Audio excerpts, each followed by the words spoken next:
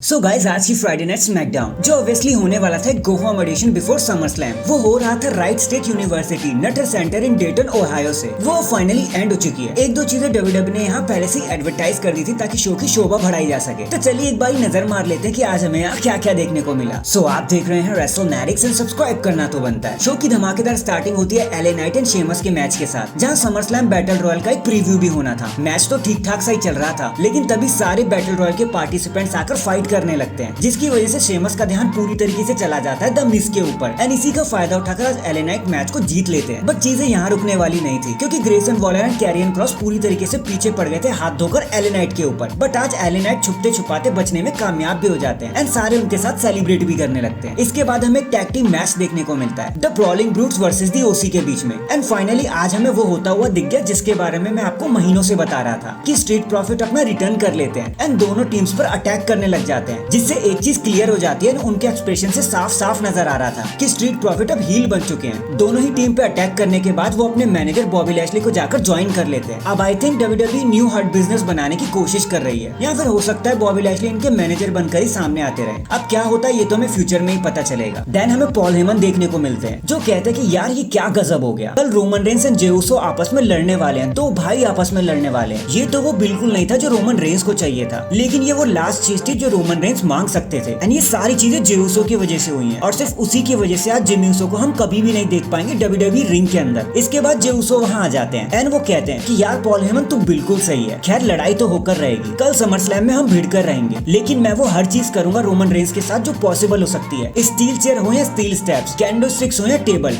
मैं पीछे नहीं हटूंगा। मैं फाइट भी लेकर आऊंगा और अपना कल्चर और अपने बड़ों का आदर भी लेके आऊंगा रोमन रेंस के लिए। इसके बाद हमें सोलो सिकोवा देखने को मिलते हैं। जे उसो ने प्यार से समझाते हैं कि सोलो तुम मेरे छोटे भाई हो, भूल जाओ सब, वापस आ जाओ, मैं तुम्हें माफ कर सकता हूँ। लेकिन पॉल हेमन सोलो सिकोवा को अपने वर्ल्ड वॉर में फंसाते हुए नजर आते हैं और अपनी तरफ खींच रहे होते हैं। बट जे उसो को गुस्सा ही आ जाता है and J Uso super kick लगा देते हैं सोलो सिकोवा के ऊपर और पॉल हेमन को धमकी देते हुए कहते हैं कि तुम्हारे ट्राइबल चीफ को तो मैं कल समर स्लैम में देख लूंगा, लेकिन अपने छोटे भाई सोलो सिकोवा को मैं आज रात ही देख लूंगा मेन इवेंट में। एंड मैंने तो आपसे पहले ही कहा था कि समर स्लैम से पहले आपको ये मैच देखने को जरूर मिलेगा। एंड फाइनली ये चीज ऑफिशियल भी हो जाती है। खैर इसके बाद हमें ऑस्टिन थ्योरी वर्सेस ग्राइम्स के बीच में भी एक मैच देखने को मिलता है, जहाँ ऑस्टिन थ्योरी मैच को बड़ी आसानी से जीत भी जाते हैं ऑब्वियसली, लेकिन मैच के बाद उन पर सैंटोस एस्कोबार अटैक कर देते हैं एंड बता देते हैं कि समर स्लैम में ऑस्टिन थ्योरी अपने टाइटल को हार जाने वाले हैं। बट हम सबको तो पहले से ही पता है यार कि ऑस्टिन थ्योरी अपने टाइटल को कैसे भी करके रिटेन कर ही लेंगे, जैसा कि मैंने आपको अपनी समर स्लैम की प्रेडिक्शन वाली वीडियो में बताया ही था। अगर वो वीडियो आपसे मिस हो गई है तो आई बटन पर उसका लिंक शो कर ही रहा होगा, जाके तुरंत चेकआउट कर लेना,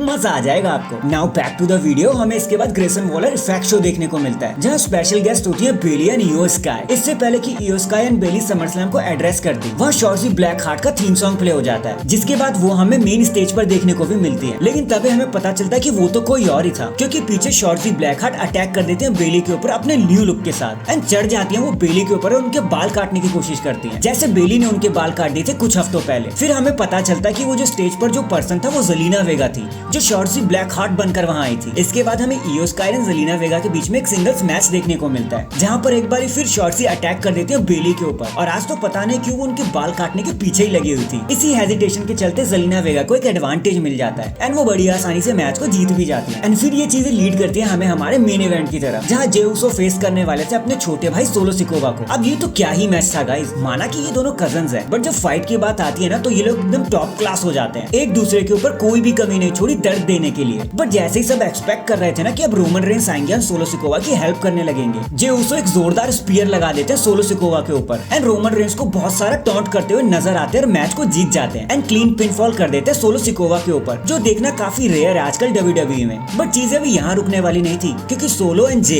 एक दूसरे के ऊपर मैच के बाद भी टूट पड़ते हैं एंड जो मिला वही चमकाने लगते हैं एक दूसरे के ऊपर। बट इस ब्रॉल का रिजल्ट भी आज जे उसो के फेवर में ही आना था, क्योंकि ऑब्वियसली कल तो उनका मैच है ना, डब्ल्यूडब्ल्यूई ने वीक कैसे दिखा पाएगी। एंड इन दी एंड जे उसो के सेलिब्रेशन के साथ हमारी Friday night SmackDown of air चली जाती है एंड डैंग, बस यही था हमारे आज के स्मैकडाउन में। सो आपका आज के शो के बारे में क्या कहना था कमेंट करके जरूर बताना। एंड चैनल पर नया है तो चैनल को जल्दी से लाइक एंड सब्सक्राइब कर दो। बाकी मैं मिलता हूँ आपसे किसी और अपडेट के साथ, तब तक के लिए अपना ख्याल रखें और खुश रहें।